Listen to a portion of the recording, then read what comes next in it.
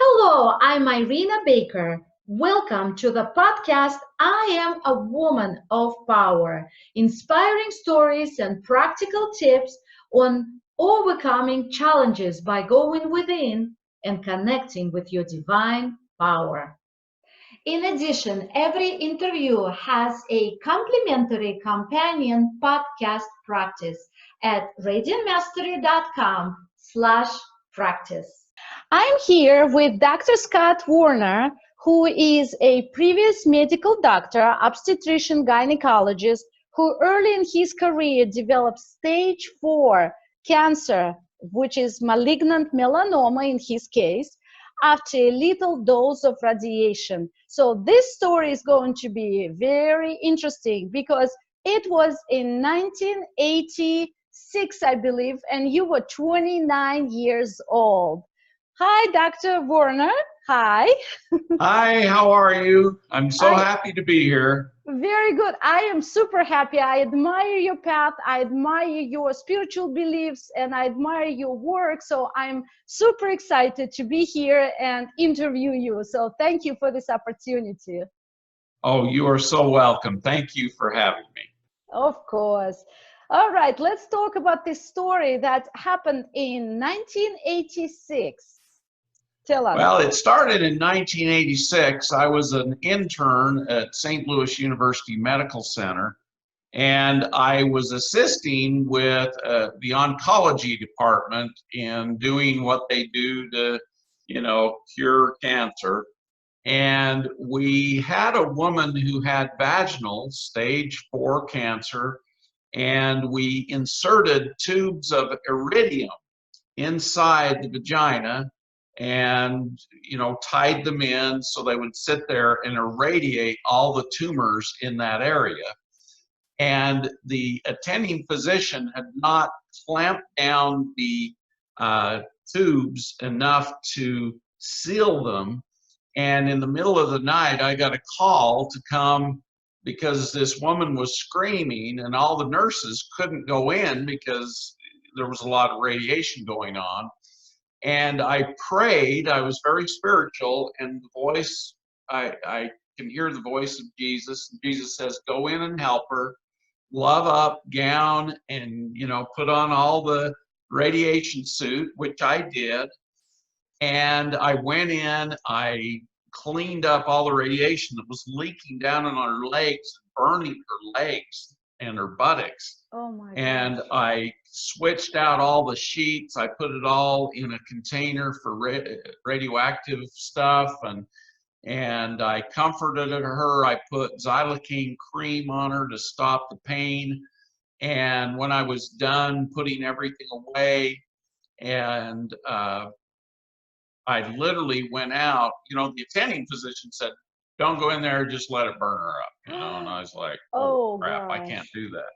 So I came out, took off my gloves and apron and hood and all the equipment, and my badge that was next to my heart had gone black. That indicated I had received a lethal dose of radiation, or a lifetime dose, And so the next day, I showed my badge to my attending physician, and he just got madder than hell at me. Why did you go in there? Why did you do this? So anyway, it was interesting because after that point, they didn't want me in on any of these surgeries. And so I thought, well, I need to change programs. So I transferred down to Phoenix, Arizona, to the program at Good Samaritan Medical Center that's known as Banner Health now. And I started my second year as an OBGYN. And within days, I started having headaches and back pain. And it was really interesting. And it's been a year since that exposure. And I ended up having friends that were in the radiology department, and we got a brand new MRI. I didn't want to have more radiation with CT scan. So when this MRI technology came out, the magnetic resonance imaging, I decided, I asked the radiologist, hey, will you take a look? Because I'm having headaches and really severe upper back pain. And he said, well, let's just do one on your body first, because we really don't know how to do the brain just yet, because they were learning about the MRI. And so they did an MRI on me, and he came out looking really serious. He says, Scott, I think you're supposed to be our first one to do a brain scan on, because you've got 3 tumors on your upper spine and they look like malignant melanoma.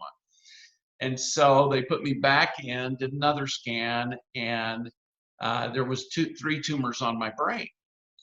And so they said, we need to find the primary. Do you have a sense of where you might have the primary? And I said, yeah, I've got this weird sensation on my shoulder and a weird mole. And so they sent me to the dermatologist. The dermatologist did, the biopsy. And it came back malignant melanoma with a little cord going down. And so they said, we need to do a deeper biopsy. So they went in and did a deeper biopsy, and they found it led clear down to my spine where those other tumors were. And melanoma tends to metastasize once it gets in the central nervous system to other parts, and it had metastasized up to my brain. I came to find out later, when I was doing a lot of Reiki and meditation and doing the cranial sacral therapies and different things, that the flow of the cerebral spinal fluid comes up the back, around, and then comes down and back through down into the sacrum. And the sacrum is like a fulcrum that pumps the cerebral spinal fluid. And so it had pumped those cells up into my brain. And I went to the oncologist. They did studies on my biopsy. Chemotherapy didn't do anything. Radiation made it grow, which, right. it did. And they said to me, you're doing okay. Go home, get your house in order. You're going to be dead probably in 2 months. And I was like, hearing in my mind Jesus say, no, you're not going to be dead. You need to pray. So I went home that night and I prayed. So just a second, you were 29 years old, right? Yes.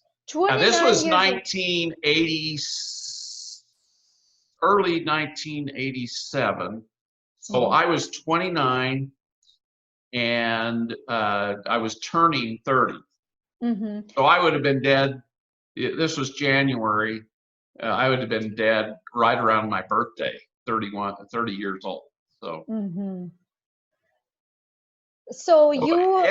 Go ahead. Were you a student at that time, medical student, or you already started? No, working? I was an MD. I was actually licensed in Arizona. I started moonlighting when I moved to Arizona because I had 2 kids, a wife that liked having money, and you don't make enough as a resident. So I was actually moonlighting at a place called Mesa Family Physicians and working there in the night, and almost like an ER doc, but much cheaper than going to the ER. And, I wasn't ready to die. I just started my career and I was having fun being an OBGYN, delivering babies and doing surgeries and all that you do. And so I wanted to live. I was like, hey, I'm just starting here. That's my question. How did you feel at that time? You got this diagnosis. Somebody says to you, the expert, which you're expert as well in your medical field, but somebody tells you, this is it. You will die in 2 months. What's your initial reaction? Well, my initial reaction was, no, this can't be happening.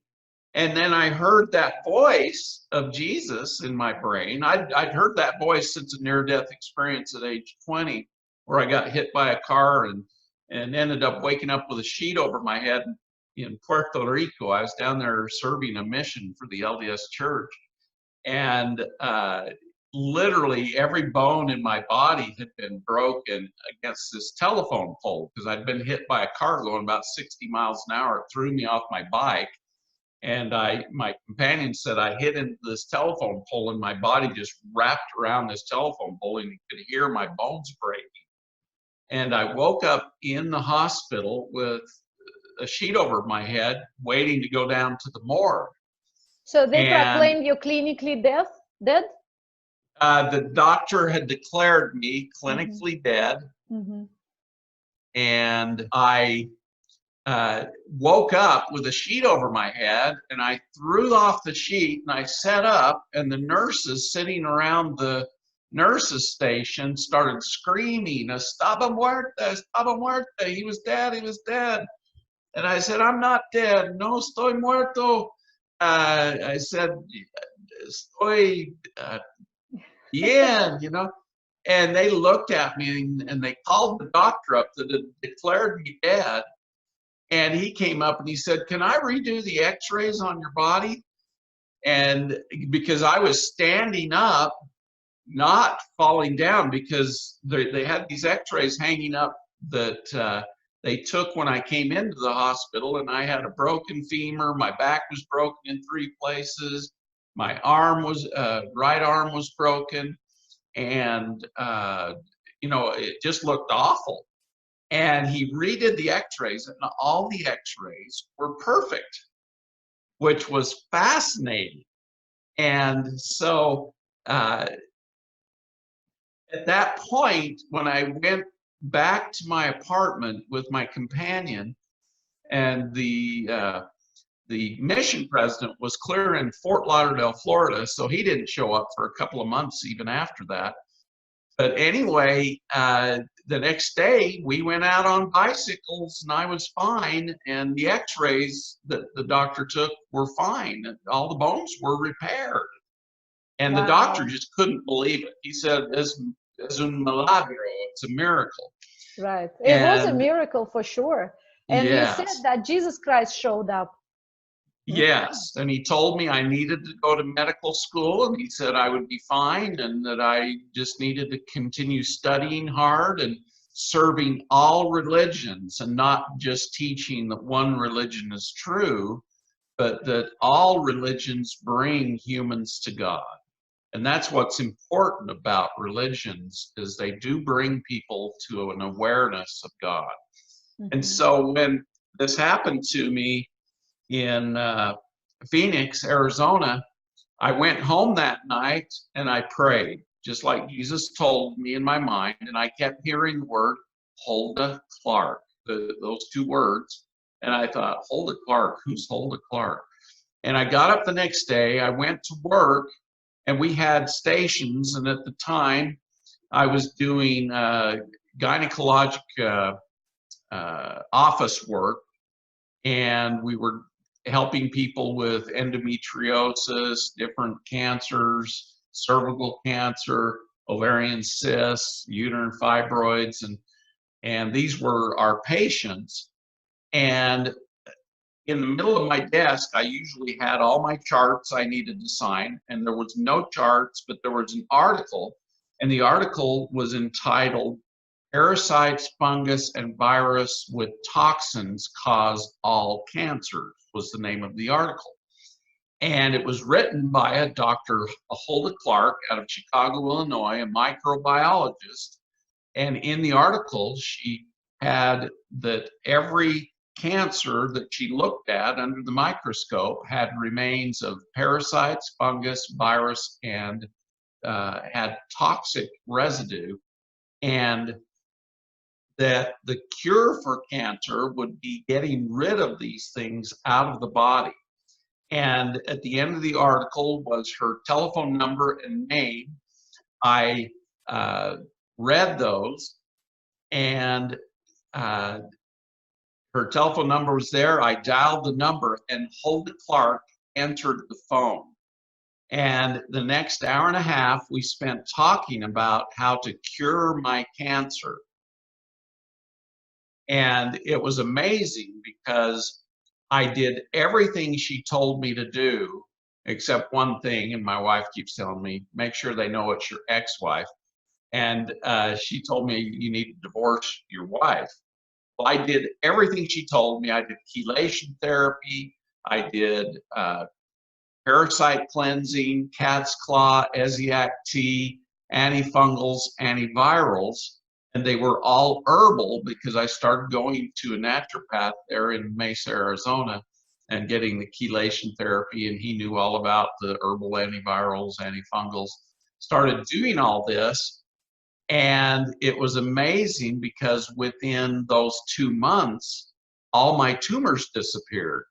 And the radiologist, he did another MRI and he says, I don't know what happened. It's spontaneous regression. They call it in the medical profession.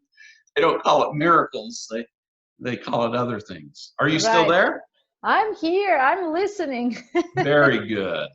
And so, that was my life-changing experience. And doing this gynecologic rotation, I actually lost 40 pounds. And all the women we were practicing on, they're like, Dr. Werner, we want to do what you're doing to lose weight.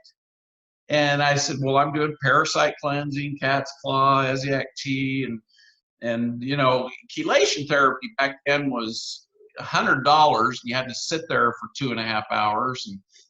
And I told them, just about the parasite cleansing, the antifungals, antivirals. And they're like, well, we want to do that. So I would start them on the same herbs I was taking.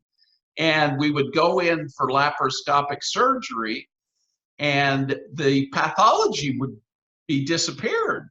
And I was like, why aren't they teaching this stuff? Because their endometriosis would disappear, their ovarian cysts, their kidney cysts, their all this pathology would just be gone. And I was like, oh, this stuff's being caused by parasites. And they tell us we don't have parasites in the United States. And so it taught me very early on. And when I finished up my residency, my wife at the time, my ex-wife, wanted to move us back up to southern Utah.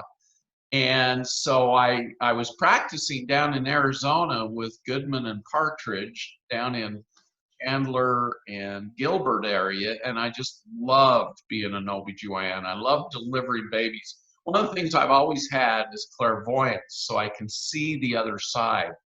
What made me decide to become an OBGYN was my very first delivery at St. Louis City Hospital. It was right during the time AIDS had come out, and everybody was scared to death of blood products, of any kind of fluid from the body, and so we would have to put masks and things all over our body. And my first delivery, I was supposed to go watch a delivery before you do one. It was watch one, do one, teach one, is how they taught us in medical school. And so I was watching the intern, and it was a 14-year-old girl. This was 1983. Yeah, 1984, July of 1984. And it was my first rotation in the obstetric department there at St. Louis City Hospital. The intern was there to catch the baby. They were the doctors in this city hospital because there weren't any attending physicians. There was just residents and medical students being the doctors. And the lady grabbed a hold of his arms, the intern, and literally let out this blood-curdling scream. And she had really thick fingernails, and she stripped the gown off of this first-year intern and dug into his flesh, causing his flesh to bleed, and then the bag of water burst all over him. And so he had all this bodily fluid on him, and he just freaked out. He got threw his hands in the baptized. air, and he says to me, "She's yours." And I looked at him like, well, I read about this last night, but and I kind of know how to sew. Practice darning socks. My grandmother had taught me how to sew and darn socks and fix shirts and different things, and I had practiced tying knots the night before. And so anyway, I sit down in the delivery table, in the chair, and the girl lets out another blood-curdling scream, and this baby comes sliding out, and it was very, very slippery.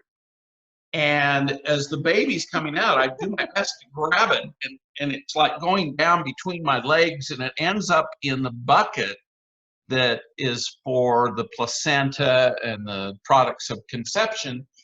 And the mother or the lady that was with this young girl, I don't remember if it was her mother or what, but he said, "How's the baby?" I said, "The baby's fine. The baby's in the baby bucket."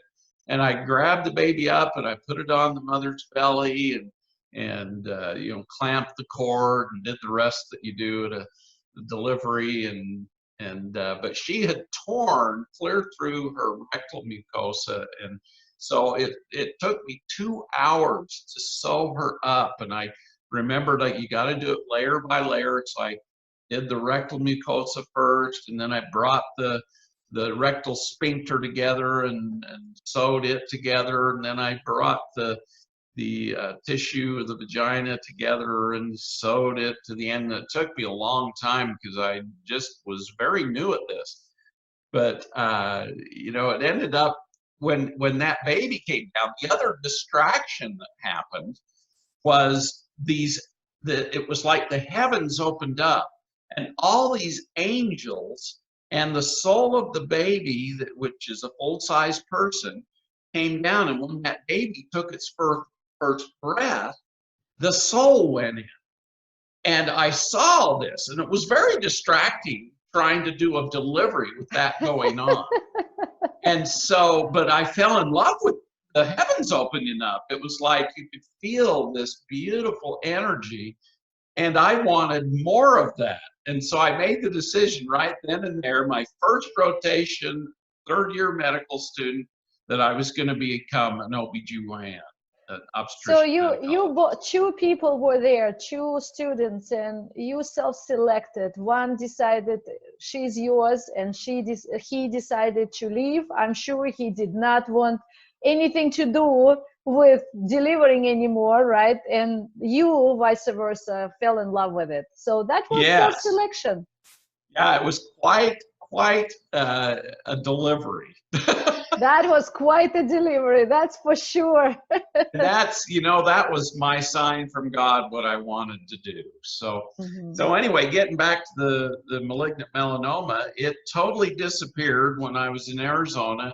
I absolutely loved being an obstetrician gynecologist. I became, you know, an expert laparoscopist.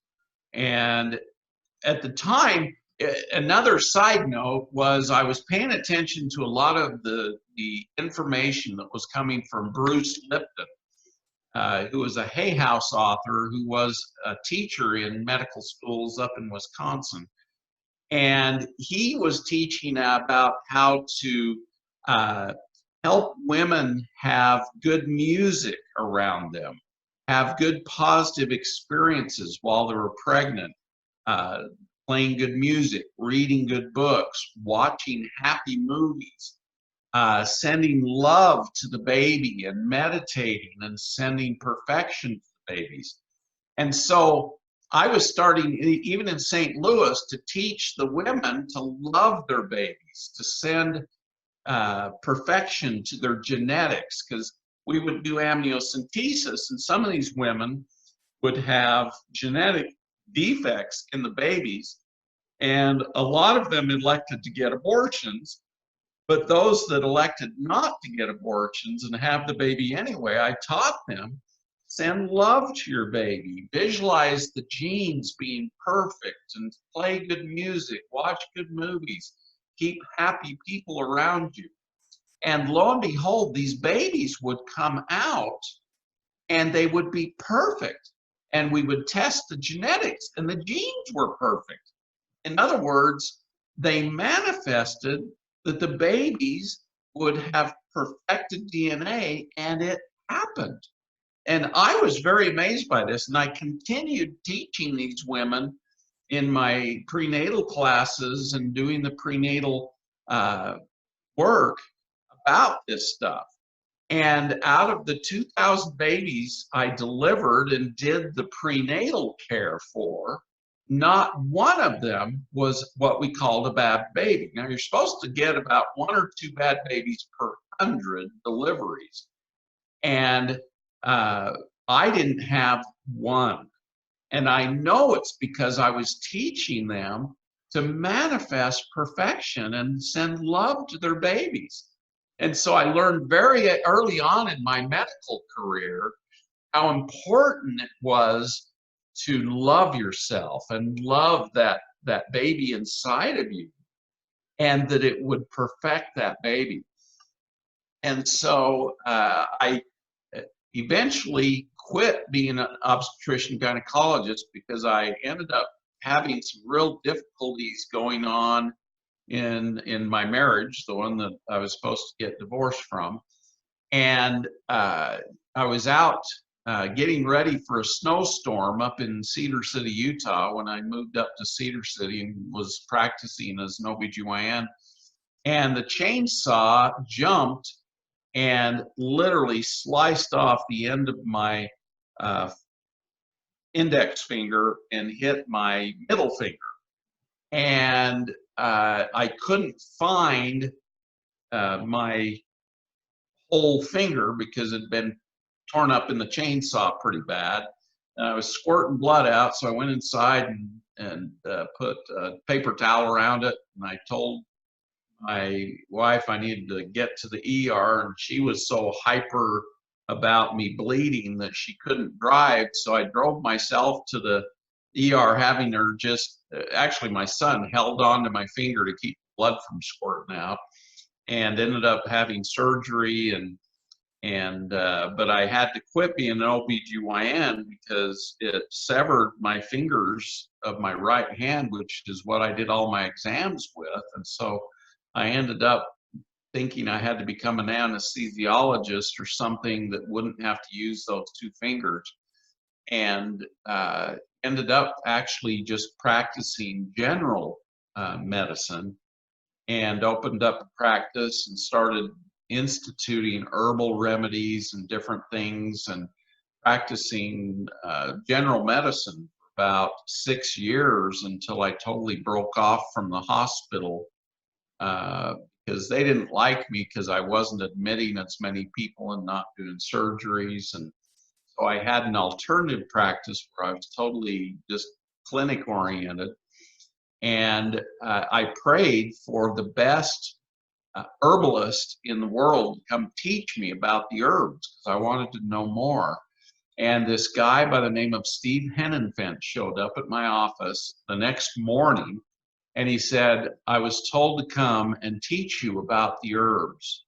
So if you'll open an herb store, get all the herbs, I'll order everything, I'll build the shelves, I'll put it all together for you, and I will teach you about all the herbs. And you do the diagnosing and then bring them into the herb store if they want to use herbs, and we'll teach you how to do this. So I started telling my clients, okay, this is the traditional treatment, medical treatment. We can do that, or you can do a more natural treatment.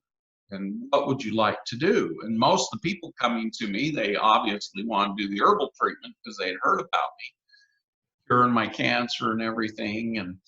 And so we walk into the herb store, and Steve started teaching me about kinesiology and muscle testing, and he would muscle test people and test the dose of the herbs and all of this. And I learned how to do that. And when my wife learned that I was doing that, she says, you're a medical doctor, you shouldn't be doing that. So I prayed that night, and Jesus came through and said, Scott, you can just listen in your mind, and I will tell you what herbs and what dosages they need to take. And so I went the next day and I told Steve about it, and he says, yep, you can do that. And so he continued with me for 4.5 years, and I learned all about herbs. We actually did crystal therapy on people. We did stones. I hired massage therapists, chiropractors, different modalities in alternative medicine. So I had a big clinic going on doing all this in Cedar City, Utah, called Total Health Center. Now, the hospital didn't like me doing that, so they actually told the federal government I was doing sketchy stuff, experimental stuff, that I wasn't treating people with the standard of care, and so I ended up having my office be raided by federal marshals, and they closed down Total Health Center. They locked it up, and they wouldn't let me back in the building. They took all my computers, and were trying to find ways of putting me in jail. And literally, I had to go into the basement of a restaurant to practice what I was practicing. I continued doing chelation therapy, herbal therapies, but I lost everything. They confiscated my properties. They confiscated the Total Health Center, and I wasn't allowed to even touch it. And I had this legal battle going on. And finally, me and my wife, I actually got divorced from my ex at that time because I was told I needed to get divorced. Jesus actually appeared to me physically, and that's a whole other story that would take a lot of time to say. Well, I'm going to tell a little bit about it. By the way, to get practical tips and awareness shifting activities pertaining to this interview, go to radiantmastery.com/practice to access your complimentary companion podcast practice. It's very vital. This woman I had treated when Total Health Center was still open, she had severe pneumonia and was dying from the pneumonia, and she didn't have any insurance. Her husband was a truck driver, and he was a very angry person. He had beat her and beat the kids, and I had known the family for quite a few years growing up in Cedar. And in fact, her husband had beat up my older brother when they were in high school, and just a mean guy. And his wife came in with this pneumonia with the mother-in-law, the husband's mother. And I told her, you need to go to the ER. And she says, no, if I go to the ER, my husband will beat me, and because it's way expensive. And I just want you to treat me. And I said to her, you're going to be dead by morning. And so I want you to forgive your husband and let go of your anger towards him. And she asked me, well, how do I do that? And I taught her about Ho'oponopono and saying, I love you, I'm sorry, please forgive me. I forgive myself, and I'm thankful that you're my husband. I'm grateful for all that you've taught me. And I helped her process her anger against her husband. And I gave her 2 grams of Rocephin, which cost me about $160 a bottle, so $320. I remember this, and gave her a sample of Zithromax. And back then, the community acquired pneumonia, which she had, but she was dying from, should have been put in the hospital. And I told her, you need to go to the hospital. Refused. So I gave her 2 grams of Rocephin. I told her I wouldn't charge her for it, and put her on the Zithromax, and had her take 2 pills right there. That was the protocol. You give her 2 grams of Rocephin, start them on Zithromax. Well, that next morning she passed. And when it was in December of 2000, it was 2000. And Jesus appeared to me because I was praying, because that day I was served with a wrongful death lawsuit from attorneys out of Salt Lake City. And they were suing me for, $1 million+. And the husband had filed the lawsuit against me. And anyway, I was just despondent, and I started praying, and I woke up and I started praying again about 3 in the morning, and this brightness came into the room, and this being appeared to me, and to me it looked like Jesus, what I perceived as Jesus. And he held out his hand and he said, "Come with me." And I touched his hand, and all of a sudden my soul went out of my body, and we flew to Salt Lake City. And he went to the attorney that was suing me. He woke him up out of his sleep, and he said to him, "Why are you suing Dr. Werner? You know that he didn't kill this woman. He did everything he could by treating her community-acquired pneumonia. He practiced the standard of care.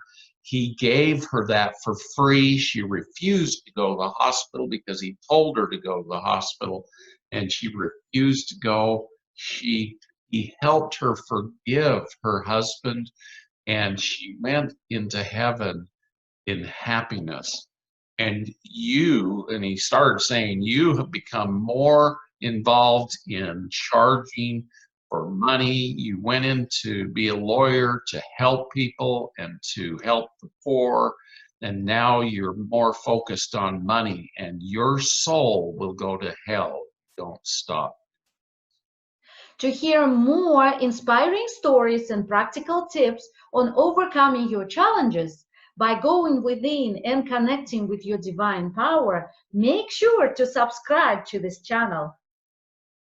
And then we left and went down to the husband's house there in Enoch, which is a little suburb north of Cedar City, and went to the house of the husband, and he woke him up out of his sleep, and he says, "Why are you suing Dr. Werner? You know he did everything to help your wife. In fact, he helped your wife forgive you for beating her and being cruel to her.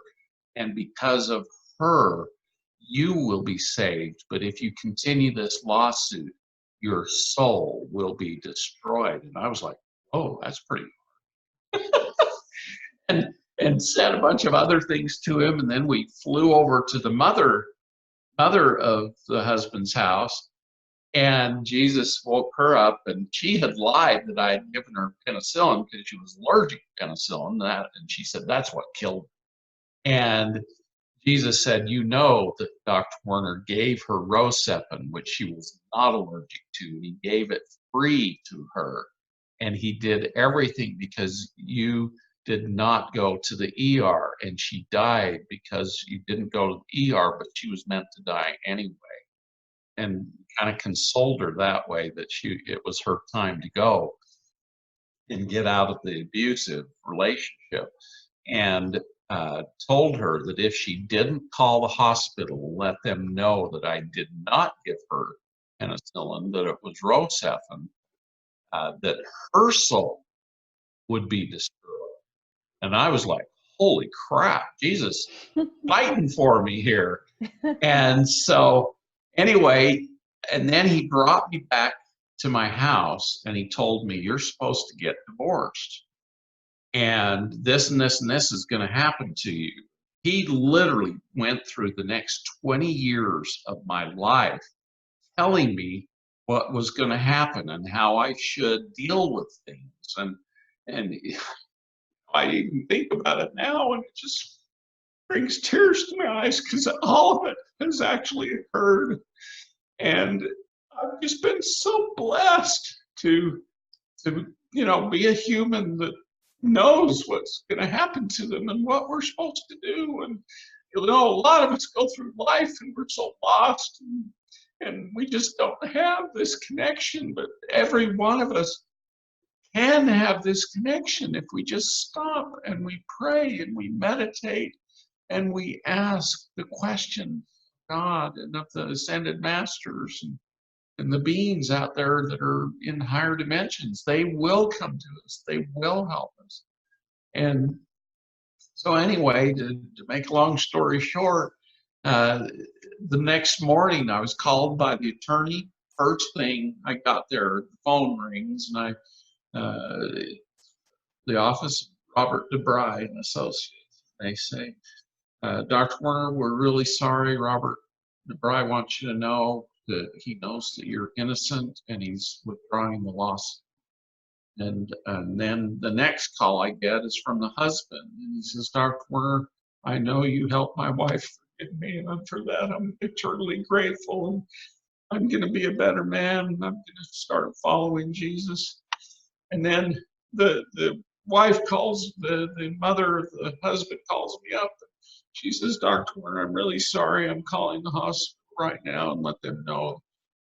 Gave her the protocol for community-acquired pneumonia. You knew she was allergic to penicillin, and she had no reaction to cephalosporins, and that's why you gave her Procefin and the Zithromax, because neither one of those were penicillin. I'm calling the hospital, let them know you did the right, and that you did tell her to go to the hospital and go to the ER to get treated. So anyway, I just marveled that next morning that, because I almost thought I had dreamed all of it, but it was very real. And so anyway, that that was quite an experience. And right after that, well, before that experience, right after, I was told to move to St. George, Utah. And me and my wife woke up at the same time and said, we're supposed to move down to St. George, Santa Clara. And so we moved down here, and I continued my fight with the federal government, the FDA, and met a man by the name of Winston Shrout. And Winston helped me file filings against what they were trying to charge me with, and did use the Admiralty, used all of the different aspects. I became sovereign and was trying to fight all this. And we were winning the lawsuit that the government was trying to find me guilty of, practicing medical insurance fraud, and, trying to do all this stuff that I wasn't doing. And we filed another filing, and the judge up in Salt Lake at the district court told us we couldn't file any more pleadings, which is totally illegal, and told me if I filed anything else, I'd be found in contempt of court. Well, obviously, we filed another pleading saying that was illegal, and the judge got ticked, and so I ended up having some federal marshals come in to my clinic down here in St. George. They cuffed me, shackled me, and threw me in the back of a van. And I ended up being in what they called it diesel therapy, because years ago they would put prisoners in the back of a diesel and transport them around the country so their families and attorneys couldn't find them. And but they flew me to different prisons and did a psychological evaluation on me up in Seattle, Washington. And while I was there, my cancer recurred in my right arm, and I started traveling up into my neck and going into my chest. And oh man, I was in horrible pain. And so I prayed and prayed, and that night, Jesus appeared to me in the prison up in SeaTac. He said, Scott, you're going to have to lie. You're going to have to do a plea bargain, and just know that you didn't do anything wrong, but you're going to have to say, yes, I committed medical insurance fraud for one count, and you're going to have to pay a hefty fine with that count. But you will get out of prison. They'll want your medical license, and they will want you to be on probation. So you pay them off, which, will take time, because when I got out, I came to find the one count was a $38.52 Medicare office visit and one client. I called my wife, told her about all this. And the prosecuting attorney called me and said, are you really willing to do this? And I said, yes. And he said, we're going to want you to do 156 counts, pay $3.5 million in fines and penalties and interest, and give up your medical license. right then I was like, how am I going to do this? And I remember Jesus saying, just admit to one count. And I told him, well, I will admit to one count. And you know damn well I didn't commit any fraud. Everybody that you've tried to convince to testify against me has not testified because they know I did the right thing, but I'll admit to one count, let me out, and I'll pay the fine for that. Well, the one count was $180,000. I was like, holy. So anyway, I ended up being able to get out and come home and treat my cancer again with what I knew and heal it. Do you have any questions? Quite a story. Quite a story. I let you roll with it. So we've heard several stories, actually. It's great. Well, a question from me would be, when you were healing both times, cancer, the first time and the second time, you used herbs and chelation therapy, and you named several of them. But how about going within? Did you have to go within and maybe forgive, or letting go of anger, or what exactly did you need to do? Because we know that if you just do traditional outside steps, even if they're herbal, which is absolutely incredible, and yet internally we have to heal. Do you agree? Yes. Jesus told me when I was in prison, when he was telling me about this, he said, Scott, you know why your cancer occurred? No. He says it's because you're not loving yourself. I'm like, how can you love yourself when you're in prison, when you're away from your family? And he said, even under the worst circumstances, you need to love yourself. So look at yourself in the mirror and tell yourself, Scott Werner, I love you. Scott Werner, I love you. Scott Werner, I love you. And he was saying this to me. And then he said, and then you'd say, Scott Werner, I am in love with you. Scott Werner, I am in love with you. Scott Werner, I am in love with you. And I looked at Jesus and I said, you say that like you mean it. And he said, I do love you, Scott Werner. And I was like, well, all of Jesus can love me. The least thing I could do is love myself.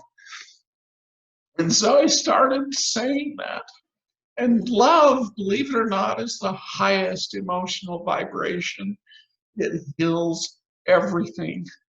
I learned in that moment that I needed to teach everybody when I got out, you need to love yourself. Because cancer is a lack of self-love. Disease is a lack, an absence of love. Everything is caused by negative emotions first. It starts in our auric field and then it becomes physical. They did studies on women with uterine and ovarian cancer, and they had this energy. All the women with ovarian cancer had this frequency in their uterus and in that area. And then they did women who didn't have cancer, and they looked at their pelvic area with these machines that can see the vibration and sense the vibration. And there was women who didn't have the cancer, but they had the vibration. Well, within 5 years, all the women with that vibration had developed the uterine or ovarian cancer also. So it shows that it starts in our auric field and then starts manifesting into the three-dimensional world of the body. And Joe Dispenza, we just got back from Dubai, and he describes these things absolutely wonderfully. And the work he is doing is amazing because he is teaching people to meditate and activate their energy centers and go to the void where God created the universe. Literally, when God created the universe, he went into the void, he or she, and said, let there be light in the void. And all of a sudden, light was created. And then he created, the other things in the universe, not only this world, but many worlds, many suns out of the great central sun. And so the universe is huge. I had the privilege of having Saint Germain appear to me. I have a little bit of a story leading up to that. I was in Fairfield, Iowa, where Monsanto does a lot of the experimental work with genetically modified foods, poisons, glyphosate, DDT, dioxin, Agent Orange, all of these things. And that's another amazing thing. When I was a medical student, I started moonlighting for a company called Coburn, Crofts and Putzel, which was a law firm defending Monsanto over Agent Orange and dioxin. So this was back in the early 80s when I was in St. Louis, Missouri. And the headquarters, world headquarters of Monsanto was right there in St. Louis. And this law firm was defending the linemen who had been exposed, the telephone linemen, the electrical linemen who built the lines. And they were having them spray with dioxin, Agent Orange, the foliage around the lines, so when the hurricanes and the winds would blow, it wouldn't blow the lines down. But anyway, a lot of them had got cancer, chronic fatigue, different illnesses, and they were suing in a mass lawsuit Monsanto to get reimbursement for all their medical fees. And my job as a medical student was to interview these linemen, do cursory physical exam, and determine whether or not their symptoms and everything correlating with the exposure to dioxin, Agent Orange, and they were. So I learned very early in my medical career about these toxins, chemicals, radiation, everything. And I was teaching the people in Fairfield, Iowa. That's a whole other being that appeared to me. Maharishi had died, I think in 2008. And he came floating into my room in St. George, Utah, and said, "Go to Fairfield and detox my people."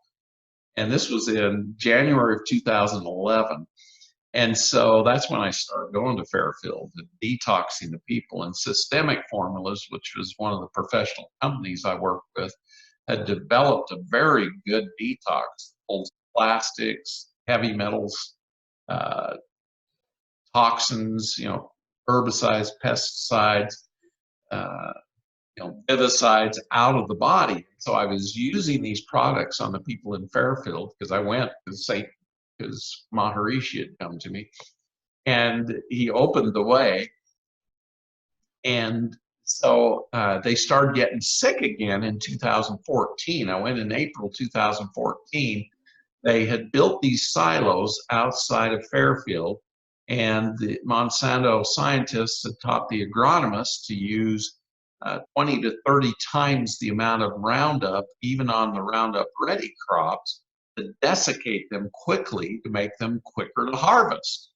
And so the farmers had started doing that, and they were putting the grains up in these silos, and the dust of the Roundup would come off and cover the entire town and area for about 10 to 20 miles. And they were all getting sick again. And they asked me, "What do we do?" And I said to them, usually I receive an answer really fast, but I didn't get an answer. But the answer I gave them, I think it's going to involve having to evolve our bodies in order to deal with these toxins. And I didn't know it, but that was the truth, but I didn't know the method. And I prayed and prayed and prayed, didn't get an answer, and I got a gig up near Mount Shasta up in Weed, California, to give a talk. And I figured, well, masters are always appearing to people up at Mount Shasta. Maybe I'll get the answer going up to Mount Shasta. I went to Mount Shasta, and we stayed in a house right there near the mountain. And it was interesting. We called it the Arkansas House because the majority of people there were from Arkansas state. And it was fascinating. Part of my thing was I thought I'd go down and ask the telos what to do. And so I hiked up to the spot on Upper Panther Meadows and found where the entrance, one of the entrances to the telos who live under the mountain. They're a big race of 14 to 16 feet tall, Nordic looking people. And I figured I'd ask them that question. And so I meditated on that opening. And I was told that night, come by and we'll tell you the answer and you can come down to talk to us. And so anyway, that night I was really excited because they told me to come around 3 in the morning. And I got into my truck about 2 o'clock and I was going to head up the mountain. This lady jumped in my truck. And she says, where are you going? I says, I'm going up the mountain to the entrance to the telos. I'm going to go down in the mountain. And she said to me, I did that 5 years ago and I never came back. All of a sudden she was gone. And I was like, what just happened? And I thought about it and I got, Vicki had made me promise her I would come home. And I was thinking, well, this lady went down in, she never came back. Is that going to happen to me? And I heard this voice say yes. So I said, well, I do. But if you want to go home to your family, don't go up the mountain. So I decided not to go up the mountain. But anyway, we gave our talk and I went hiking. I was looking for ascended masters and we did see angels and fairies and all kinds of mystical things there on Mount Shasta and in that area. But I didn't get an answer. So we started heading home because it was time to go home. We ended up staying at the Silver Slipper or something in Reno, Nevada. And I literally started praying and I just needed an answer to my question because I was planning on going back to Fairfield, Iowa in 2 weeks. And I prayed and prayed and prayed, and I fell asleep at the side of the bed praying. I was literally passed out on the bed. And I woke up, I looked at the clock, it was 2:22 in the morning, and I was getting up into bed, and this beautiful violet energy started appearing over by the door. And it started opening up and this white energy and this man appeared, started walking through, came to the edge of the bed and wiggled the big toe of my right foot. And he said, I am Saint Germain and I have come to you with an answer to your question. You had the answer, but you didn't have the method. And then he started explaining how the original humans that came to planet Earth had 24 strands of DNA. And in perfected 12 double helix, and they were braided into rope DNA, and it was strong enough that radiation could not harm them, chemicals couldn't harm them, and they would live 900 to 1,000 years old. And you think about the Bible, about the Noah and Methuselah and all these people, they lived 900 plus years. And Saint Germain said, you can prove all of what I'm telling you. It's on the internet.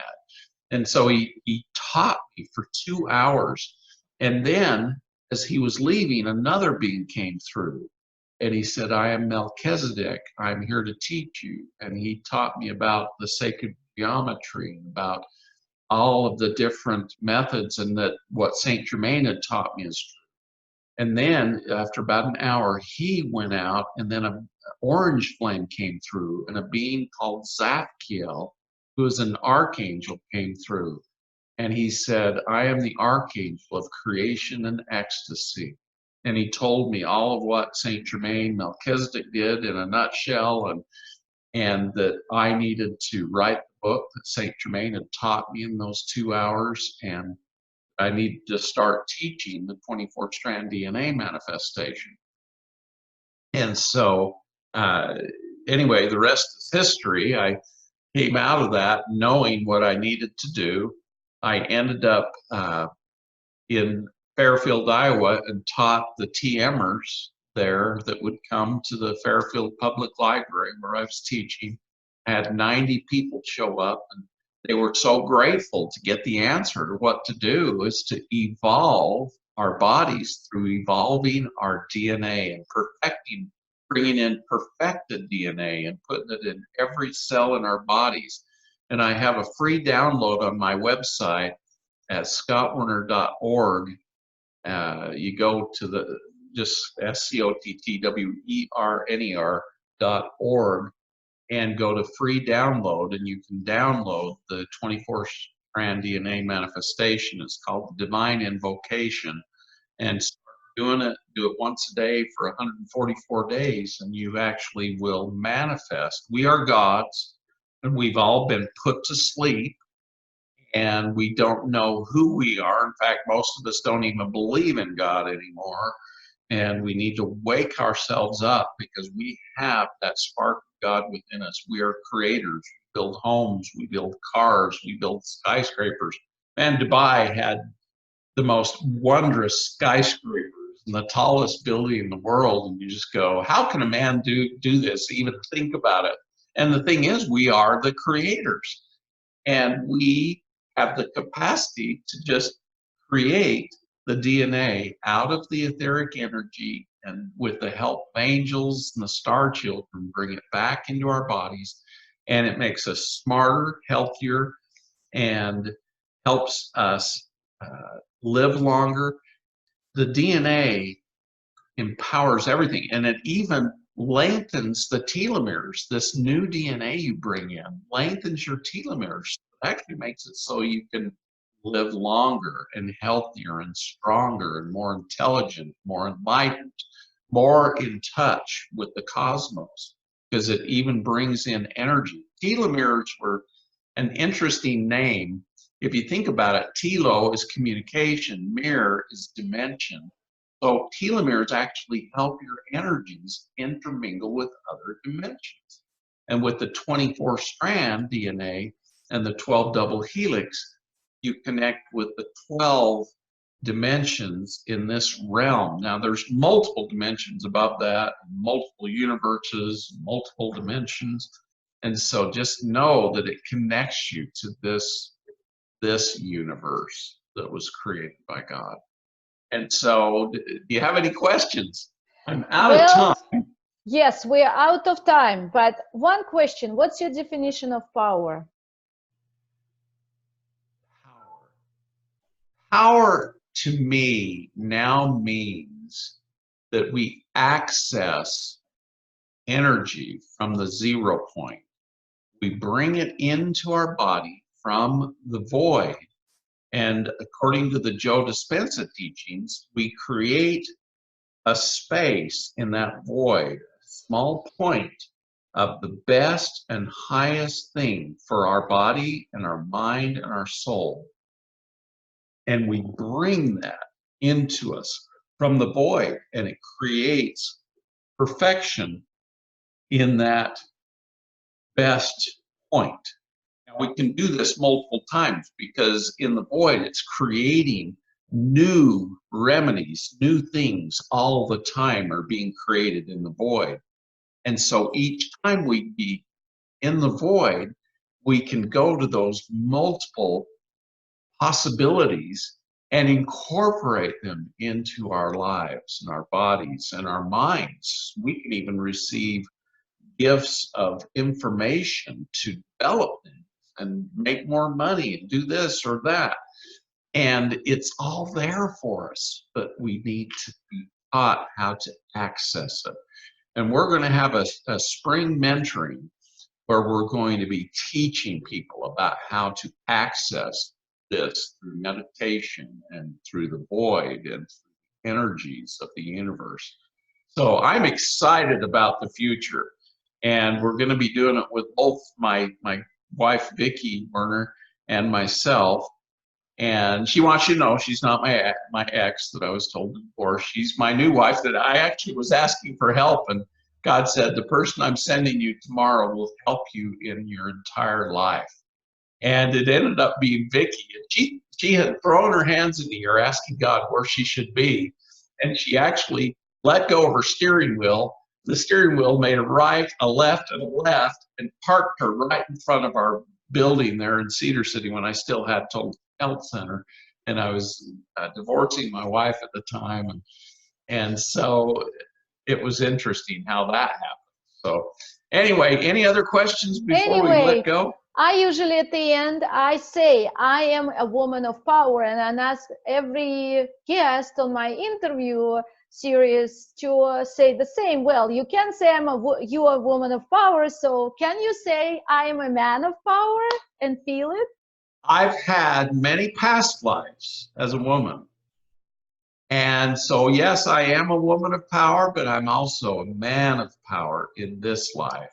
But I am very much in congruence with that feminine energy. And you know, one of the reasons I became an OBGYN is I just love taking care of women and helping them and teaching them. And so thank you, thank you, thank you. Yes, I am a woman of power and a man of power. And God Amen. bless each and every one of us. I'm supposed to give you all a blessing. Is that okay if I do that? Absolutely, Yeah. absolutely.